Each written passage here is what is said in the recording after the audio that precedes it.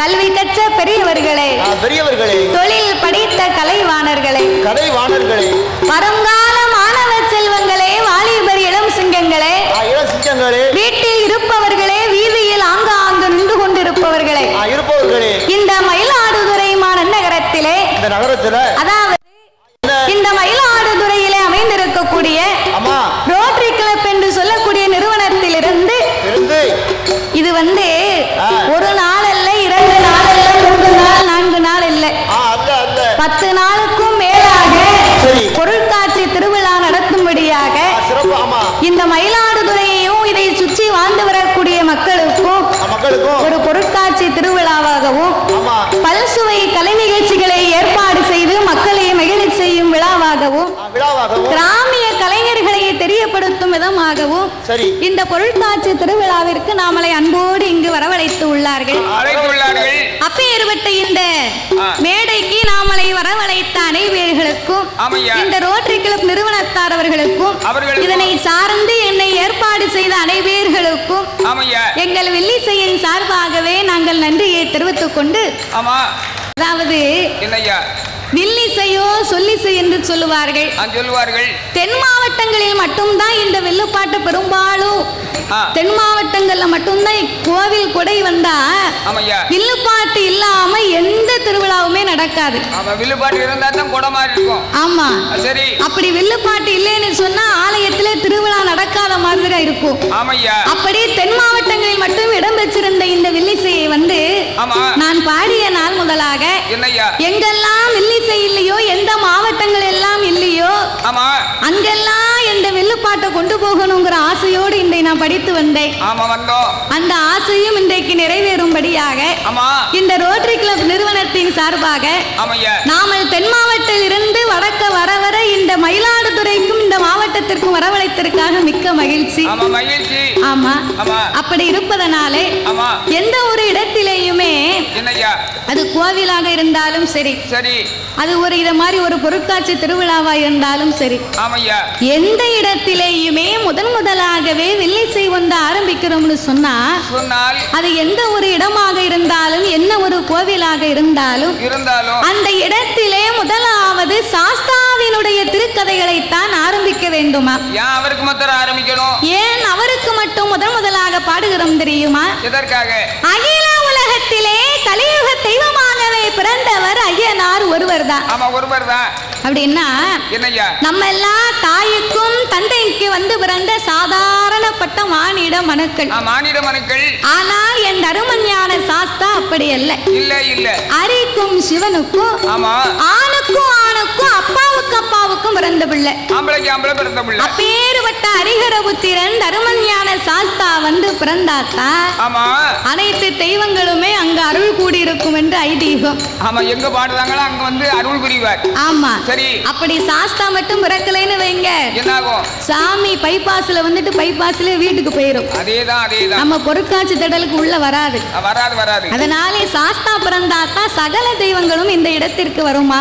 எந்த காரியங்கள் ஆனாலும் தெய்வத்தினுடைய பேரை சொல்லித்தான் காரியத்தை முடிப்போம். அதே மாதிரி சீமாட்டி ஜவளி நிறுவனத்து சார்பாகவும் சரி, ஏகேசி அதாவது காமாட்சி சீவலரிசின் சார்பாகவும் அதாவது மதுரை ஆள வந்த மீனாட்சி அம்மாள், காஞ்சியை ஆள வந்த காமாட்சி அம்மாள், அந்த காமாட்சி திருநாமத்தை பெற்ற ஏகேசி காமாட்சி சீவலரிசின் சார்பாகவும் சீமாட்டி ட்ரெஸ் ஸ்டோர், நம்ம ஊர்ல ஜவுளி ஸ்டோர், இங்க ட்ரெஸ் ஸ்டோர்னா தான் தெரியும் அப்படின்னு ஒரு தம்பி சொன்னாங்க. சரி, அப்படி இருப்பதனாலே சாஸ்தாவின் கதைகளை 4 வார்த்தையிலே பிரதி செய்துவிட்டு சக்தி கண்டு இந்த இடத்திலே கொழுந்து வரக்கூடிய அருள்மிகு ஒலுகைமங்கலம் மாரியம்மனும் கதிராமங்கலம் துர்க்கையம்மனும் வண்டிக்கார மாரியம்மனும் கள்ளக்குறிச்சி மாரியம்மனும் எல்லா அம்மாவுமே ஒரே அம்மா தான். நமக்கு எங்க கொண்டு போய் அவளை வைக்கணும்னு ஆசை இருக்கும், நம்ம அங்க கொண்டு போய் அவளை வச்சுக்கிடுவோம். அப்படியா? நீ மாரியம்மனை சொன்ன உடனே என்ன தூக்கி அறையுது. எதுக்கு? மாரியம்மா பேரை சொன்ன உடனே சாமி எப்படி வருமோ? வரும்ல. எனக்கு நீ இருக்கக்கூடிய விரதத்துக்கு உனக்கு வர வேண்டியதான். விரதத்துல என்ன குறைவு? தாத்தா குளிச்சே 3 மாசம் ஆகுது. அப்ப நல்ல டாக்டர் பாரு. 3 மாசமா குளிக்காம இருக்கிறார். அதான் நல்ல டாக்டர் பாருனே. குளிக்காம இருக்காரு. தண்ணியில கண்டம். தண்ணியில கண்டம்னு சோசியர் சொன்னாரு. சரி. அதனால அவர் குளிக்காம துண்ட நினைச்சு தொடச்சுக்கிட்டே இருக்காரு. சோசியர் சொன்னது அந்த தண்ணியில கண்டம் இல்ல, தாத்தாவுக்கு இந்த தண்ணியில கண்டம். இப்படி சொன்னாரோ? அந்த விவரமே தெரியாம இவர் குளிக்காம இருக்காரு. அதேதான். சரி, நான் விவரம் தெரிஞ்சுக்கிட்டோம்ல இப்போ. ஆகையினாலே சாஸ்தாவின் திருக்கதைகளை முடித்து சக்தியின் திருக்கதைகளை நாங்கள் பாடும் பொழுது இந்த மாரியம்மா ஏன் பிறந்தா, எப்படி பிறந்தா, அம்மா எப்படி வளர்ந்தா, நமக்காக என்னவெல்லாம் செய்திருக்கிறா, அவ கைலாசத்தை விட்டு எப்படி நம்ம ஊருக்கு வந்தா, நம்ம மக்களை வணங்க வைக்க ஏன் வந்தா அப்படின்னு ஒரு தெய்வத்தினுடைய புகழை நாம தெரிந்து கொள்ளணுமானா இந்த வில்லிசையிலே மட்டும்தான் முடியுமா? அதனால நீங்க எல்லாம் ஏற்கனவே பார்த்தவங்களும் இருக்கலாம், இப்ப புதிதாக பார்ப்பவர்களும் இருக்கலாம், சில பேர் மொபைல் மூலமா கூட பார்த்திருக்கலாம். அதனால எந்த ஒரு நிகழ்ச்சியுமே ஆரம்பத்தில் இருந்து முடிவு வரைக்கும் பார்த்து ரசித்தால் மட்டுமே அதனுடைய சுவை தெரியுமா? கண்டிப்பா தெரியும். ஆகையினால் பாடும் பாட்டிலே பழுது குச்சங்கள் இருந்தாலும் இப்ப இலையில 2-3 கறி வைப்பாங்க, சாப்பாடு வைப்பாங்க, எல்லாத்தையும் ஒன்னா சேர்த்து சாப்பிட முடியுமா? தனித்தனியே ருசிக்கணும், அப்பதான் ருசி கிடைக்கும்.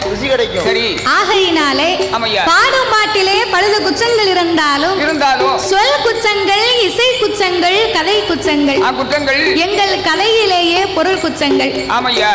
சாரீர குச்சம் குறை இருந்தாலும், சரீர குச்சம் குறை இருந்தாலும், எங்கள் ஆட்கள் அடி தாளங்களில் ஒரு குறைகள் இருந்தாலும் முன் சொல் பின்னால் இருக்கலாம், பின் சொல் முன்னால் இருக்கலாம்.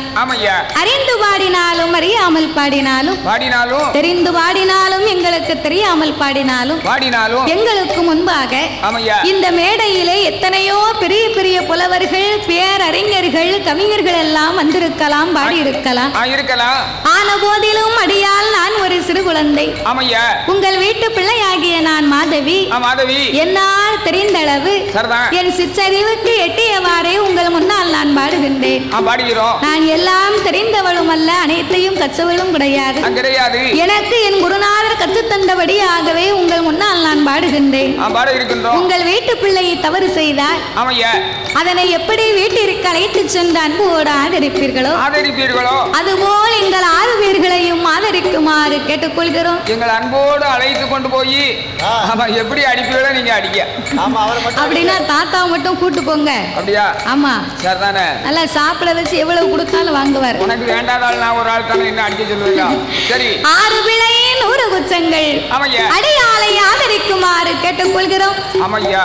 பாலே மதே மான் மழுவா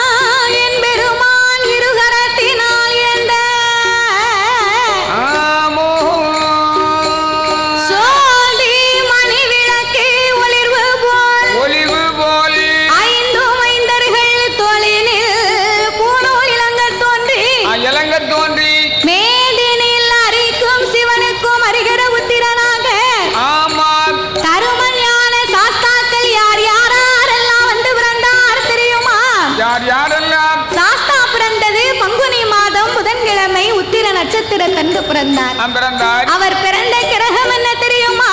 என்ன கிரகம்? பங்குனி மாதம் புதனது உத்திரம்.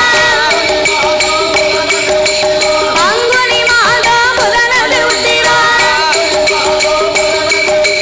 பௌரண பஞ்சமி கடகு இங்கிதமாகவே அமிர்த யோகத்தில் ஆதிக்கும் சிவனுக்கும் பிள்ளையாய் பிறந்தார். அவர் கையில் பிறந்தவருக்கு கையனார் என்பார்.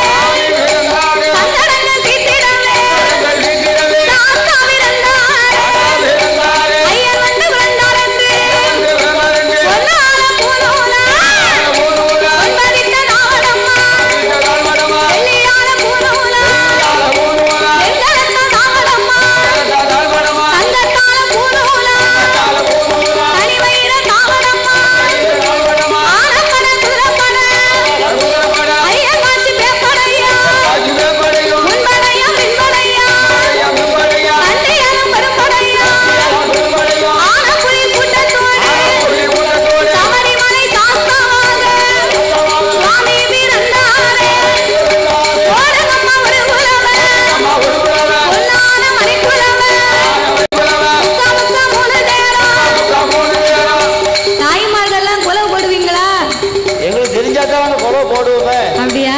தெரியாம தான் முடிச்சுட்டு இருக்கோம். தாய்மார்களுக்கெல்லாம் குலவை போட தெரியாம இருக்குமா? போட மாட்டீங்களோ? தெரியாது. போட தெரியாம வெக்கமா இருக்கு. தெரியாது. ஆச்சி கையை ஆட்டிட்டாவோ? தெரியாது. ஆச்சியே கையை ஆட்டின பிறகு ஆச்சியே கையை ஆட்டின பிறகு வேற சொல்லதுக்கு ஒண்ணுமே இல்லை. ஊர்ல இருந்து கிளம்பும் போது சொன்னேன், இப்படி தெரிஞ்சா தென்காசில இருந்து 4 கிழவிய கூட்டு வந்திருப்போம் இல்லையா? 5-6 கிழவி வாரமணியா கூட பின்தொடர்ந்து வந்தாளுங்க. நீ தான் வேண்டாம். சாதாரணமா நினைக்கூடாது. இந்த மயிலாடுதுறைய பூரா விவசாயம் நடக்கக்கூடிய ஏரியா. இந்த மயிலாடுதுறைய நம்ம நினைக்கிறோம் விவசாயமே பெரிதாக கருதி வரக்கூடியது இந்த மயிலாடுதுறை. அது மட்டுமில்ல, பெரிய பெரிய கலைஞர்களும் பெரிய பெரிய கலை வித்துவான்களும் பிறந்த புண்ணிய பூமி இது இருக்கின்ற இடம். ஆமா. அதனால எந்த இடத்திலேயுமே எந்த ஆலயத்திலேயுமே வில்லுப்பாட்டு படிச்சாலும் மேல அடிச்சாலும் குலவை போட்டாத்தானே சாமிக்கு மகிமை. குதூகலமா வருமா சாமி? பிறகு தாய போடுங்கம்மா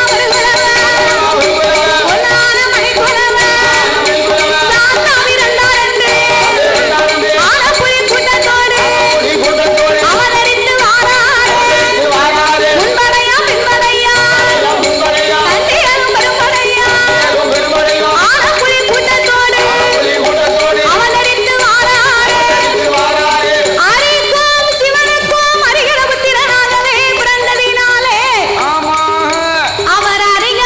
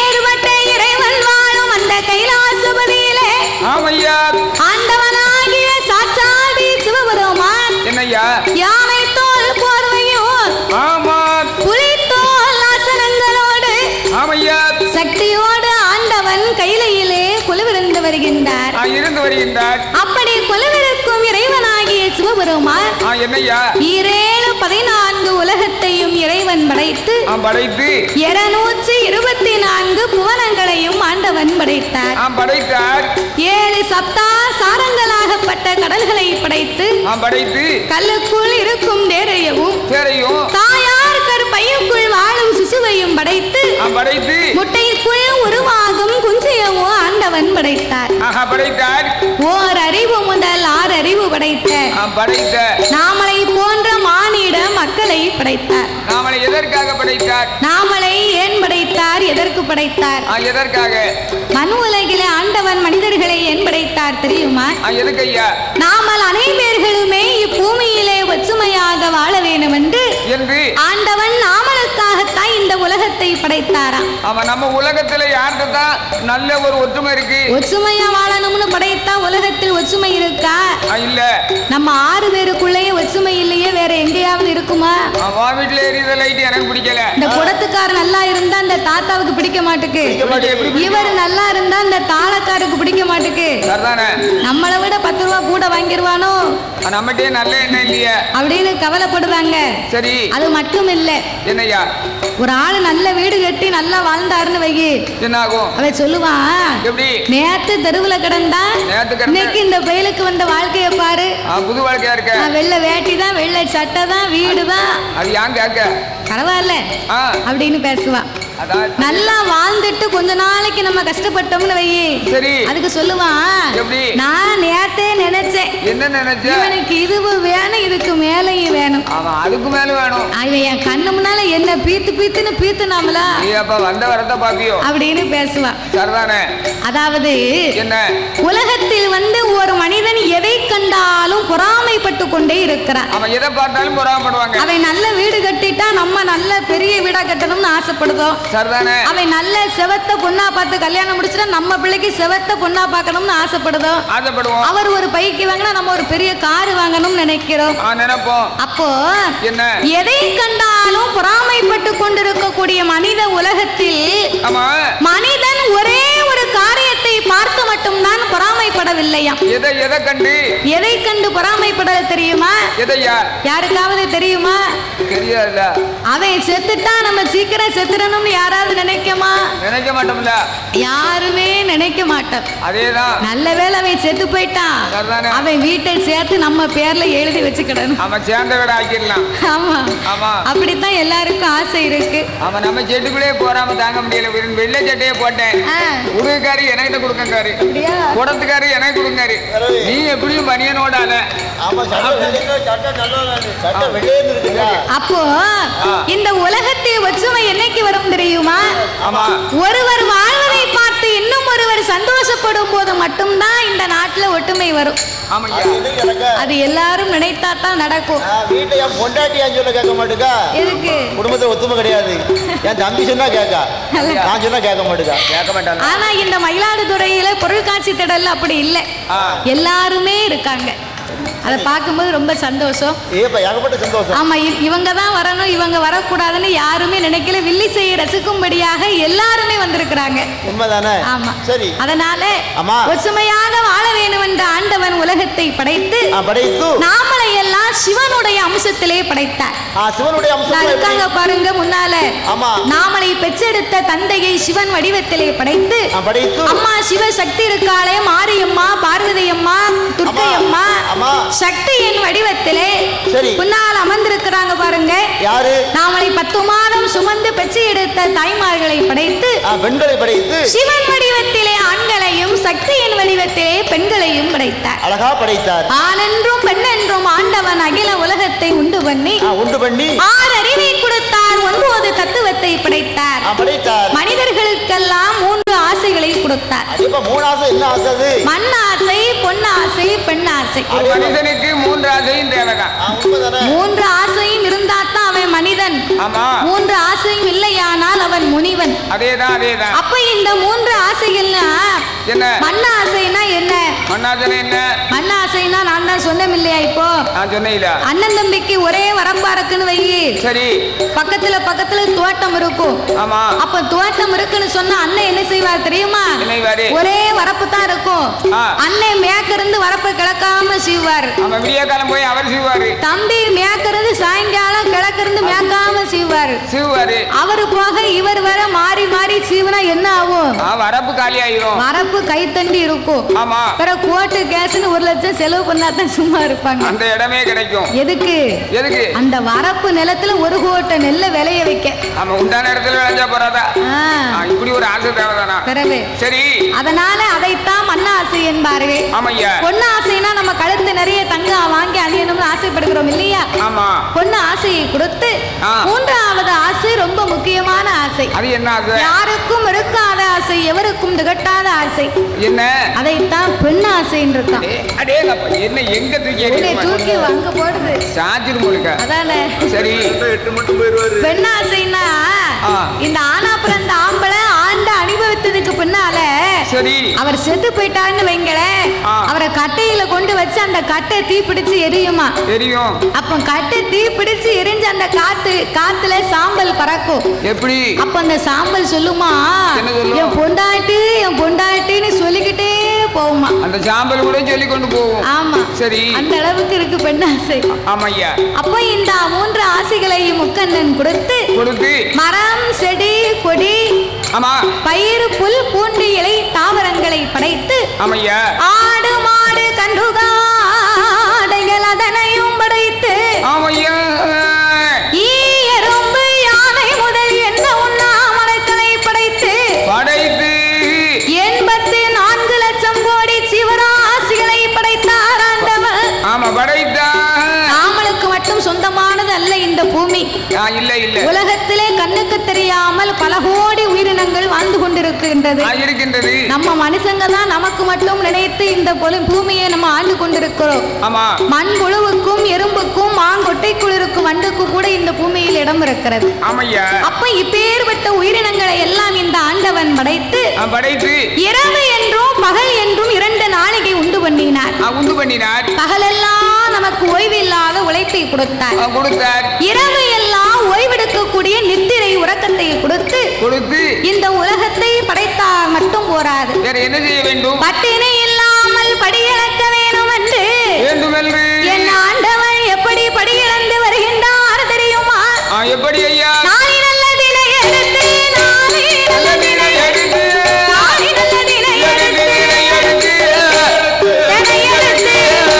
அவர் நாடு எங்கும் அடி அளந்தார்.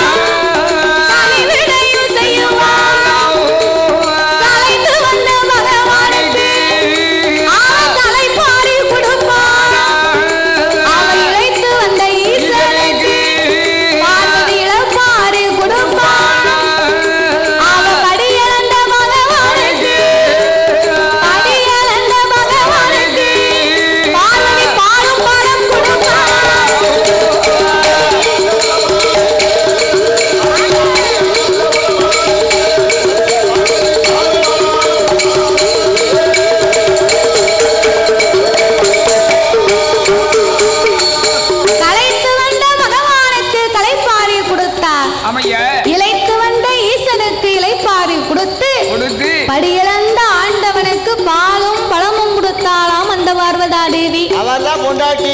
ஏவோ வீட்டுக்காரம்மா பிடிக்கலையா? நம்ம பொண்டாட்டி இருக்காள.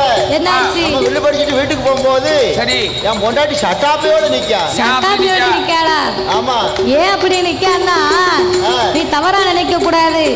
நீ வில்லு பாட்டு படிச்சு வீட்டுல போய் ரூபாயை கொடுத்தேன்னா ஆச்சி உனக்கு நல்லா 2 தோசை சுட்டு கொடுப்பா.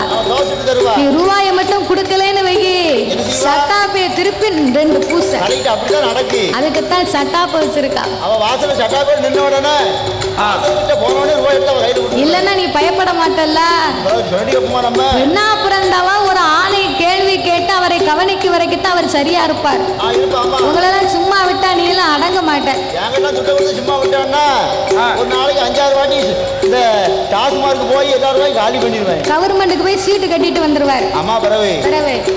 அப்போ இந்த ஆண்டவனாகிய பகவானுக்கு கலைத்து வருவார் என்று கலைப்பாரி கொடுத்து பகவானும் பார்வதியும் இப்படி கையிலேயே குழுவிருந்து வருகிறார்கள். மறுநாள் பொழுது விடிந்தது. பகவானை அழைத்த பார்வதி என்ன சொல்கிறாள்? ஆண்டவா நீங்க உலகம் எல்லாமே சென்று படி இழந்து வாருங்க. இந்த உலகத்திலே உள்ள மக்கள் எல்லாமே யாரை வணங்கி வருகிறார்கள்? என்னைத்தான் வணங்குகிறார்கள். பார்வதி உலகத்தை படைத்தேன் பாதுகாத்தேன் 10 பொருளுக்கும் அர்த்தமாக இருந்து பகவான் நாம் படி இழந்து வருகிறேன். அப்படி இருக்கும் போது எல்லா மக்களுமே என்னைத்தானம்மா வணங்கி வருவார். உனக்கு என்ன சந்தேகம்? அதுல என்ன சந்தேகம்? ஆண்டவா உலகத்துக்கே கடவுளாக இருக்கக்கூடிய தாங்கள் எனக்கு தெரியாமல் காலையிலையும் மாலையிலையும் யாரோ 2 பேர்களை நீங்கள் வணங்குகின்றீர்கள். ஆமா, யாரை வணங்குகிறீர்கள்? அவங்க 2 பேரும் யாரு? சொல்லுங்க. ஏன் அவர்களை நீங்கள் வணங்க வேண்டும்? எதற்காக? பார்வதி என்னம்மா உலக மக்களுக்கெல்லாம் ஒளி கொடுக்க வேண்டுமானால் யாரால முடியும்? யாரால முடியும்? காலையிலே தோன்றும் கதிரவன் மாலையிலே தோன்றும் சந்திரன். சந்திர பகவான். சந்திரனும் சூரியனும் இல்லையானா சகல உலகத்துக்கு ஒளி கிடைக்குமா? கிடைக்காது. அதனால் என் வலது கண்ணை சூரியனாகவும் ஆண்டவன் இடது கண்ணை சந்திரனாகவும் நான் வணங்கி வருகிறேன். அம்மா அப்படியா? அது எப்படி 2 கண்களும் சந்திரன் சூரியனா இருக்க முடியும்? எப்படி இருக்க முடியும்? சரி, இன்னைக்கு இந்த ஆண்டவன் கண்ணை பொத்தி சரி சூரியன் வாராரா சந்திரன் வாராரான்னு பாப்போமே. அப்படி என்று ஆதிசக்தி பார்வதி ஆதிசக்தி பார்வதி ஆண்டவனார் முன்னால் ஆண்டவனார் பின்னால் பார்வதியா ஓடிவாள்.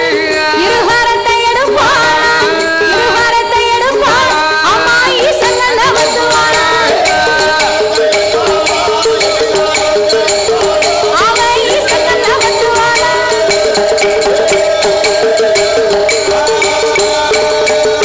ஏ பகவான் என்ன பத்தும் போது பார் உலக இருளார்.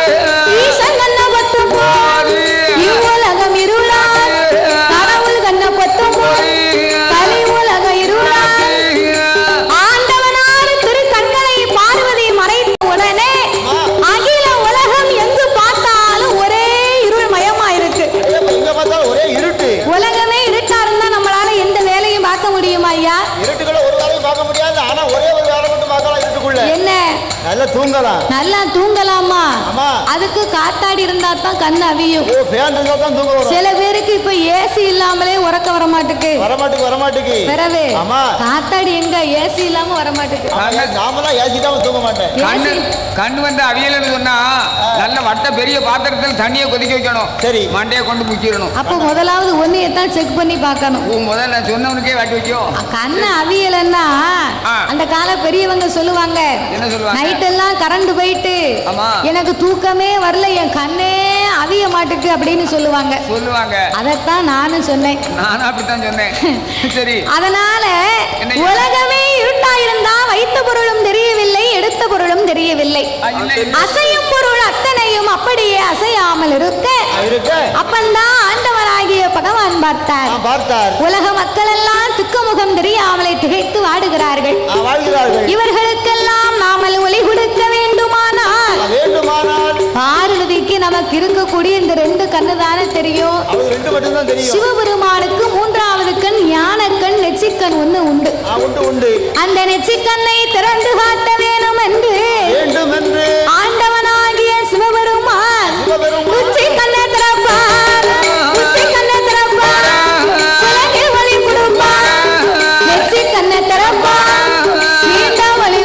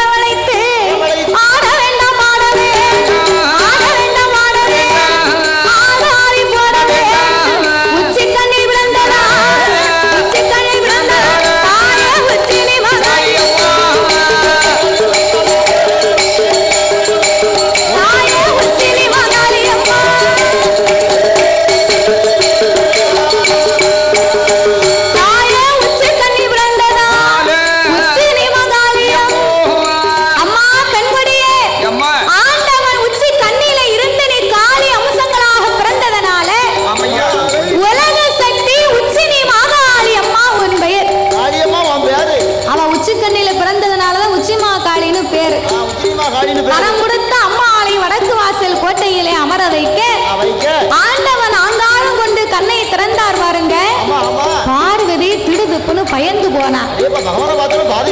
சிவனுடைய 2 கண்களை மறைத்திருக்கிறமே இந்த 3வது ஒளி எங்கிருந்து வருது அப்படின்னு கடவுளுக்கு முன்னால வந்து பார்த்தா அக்கினி பொறிகள் பறந்து கண்கள் திறப்பதை பார்த்த உடனே பார்வதி அங்கமெல்லாம் வியர்த்து ஆவி தணலாகி பகவான் முன்னால பயந்து போய் நிற்கிறார். ஆண்டவன் சொன்னதை கேட்காம நம்ம தான பரிசோதனை பார்த்தோம். எங்க இறைவன் நமக்கு சாபத்தை கொடுத்தாலும் கொடுத்து விடுவாரோ என்று பார்வதிக்கு வேர்த்து விறுவிறுத்து அந்த வேர்வை துளிகள் எல்லாம் ஒன்றாக சேர்ந்து கையிலே காட்டாச்சு வெள்ளமா கரை புரண்டு வருது. அப்ப இந்த வெள்ளம் உலகத்துக்கு போனா உலகத்துக்கு உயிர் சேதம் வரும். ஏன்னா நம்ம வேர்வை துளி ஒரு உப்பு தண்ணி. அப்ப இந்த சிவன் பார்த்தார். 1008 சடாமுடியிலே ஓர் முடியை உழைத்து அதையே தன் அங்கமெல்லாம் துவட்டி ஆண்டவன் ஒரு கொண்டை கட்டாகவே கட்டினார். அப்பவும் அந்த வேர்வை துளி நிற்கவில்லை. வேர்வை துளி நிற்க நம்ம குளிச்சுட்டு தலையில துண்ட போட்டா ஈர நிக்குமா? அப்பவும் சொட்டு சொட்டுன்னு வடியும். அப்ப இந்த பார்வதியின் வேர்வை துளி அடங்காமல் 10 சொட்டு வேர்வை பூமியிலே கலக்க அதனையே 10 கடலாகவே படைத்து ஆண்டவனார் சிவனுடைய திருச்சடையை ஒரு கரையாக வளைத்தார். அதற்கு பேருதான் கடற்கரை. எங்க சின்னியா பேரும் கடற்கரைதான். உங்க சின்னியா பேரு கடற்கரையா? அவன் கடற்கரைன்னு பேர் விட்டுருக்கு. அவர் தான் அவன் குடியை கெடுத்துட்டாரு. அப்படியான்னு கெடுத்துட்டு போறாரு. சுகாரம் தானே. உங்க அப்பாவுக்கு பீடியை வாங்கி கொடுத்து இடத்த பூரா பட்டா போட்டு எழுதிட்டாரு. ஆமா நம்ம சுகாரம் பேர்ல இருக்கட்டுமே அதானே அப்படின்னு பெருந்தன்மையோட தான் போறேன். அப்போ ஆண்டவன் 10 கடலாகவே படைத்து அதற்கு பக்குவமாகவே பெயர் நாமத்தை கொடுத்தார். எப்படி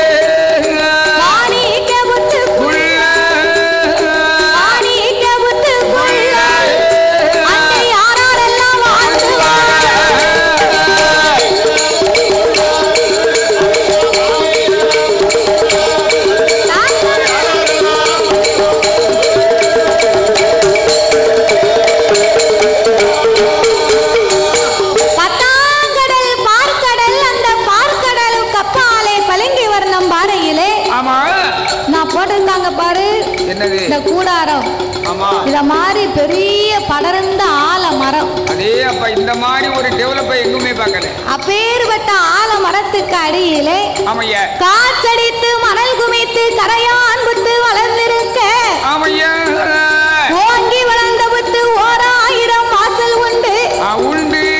தங்க புச்சு வெள்ளி புச்சு தானாக வளர்ந்த அந்த மாணிக்க புத்துக்குள்ளே புத்துக்குள்ளே அந்த வாசலுக்கு வந்து என்ன என்னய்யா நம்ம வீடுகளுக்கு ஒரு வாசல் 2 வாசல் தான் இருக்கும், அவ்வளவுக்குள்ளதான் இருக்கும். ஆனா அந்த மாணிக்க புத்துக்கு 1000 புத்து. எங்க பார்த்தாலும் வாசல் தான், 1000 வாசல். ஏ அப்பா, எந்த பக்கத்துல இருந்து வந்தாலும் உள்ள போயிடலாம். ஆமையா, நம்ம போக முடியாது, நாகம்தான் போக முடியும். அவங்கதான் போக முடியும். சரி, அதெல்லாம் இருக்கட்டும். என்ன அப்பேற்பட்ட புத்து இருக்க, சரி, அந்த புத்துக்கு கொத்தனார் யாரு? அதுக்கு கொத்தனாரு கரையான். புத்துக்கு கொத்தனாரு ஆமா கரையான். கரையானால மட்டும்தான் அந்த புத்தை கட்ட முடியும். கரையான் வந்து கோபுரம் போல் புத்துக்களை வளர்க்கும். வளர்த்த உடனே சரி பெரிய பெரிய நாகங்கள் வந்து அந்த புத்துக்குள்ள வந்து குடியிருக்கும். ஆமா, அது எதுக்கு குடியிருக்கு? எதுக்கு? இந்த கெட்டுன கரையான பிறகு சாப்பிட ஆணிட்டு இருக்கும். கரையான சாப்பிட வரும் பாம்பு.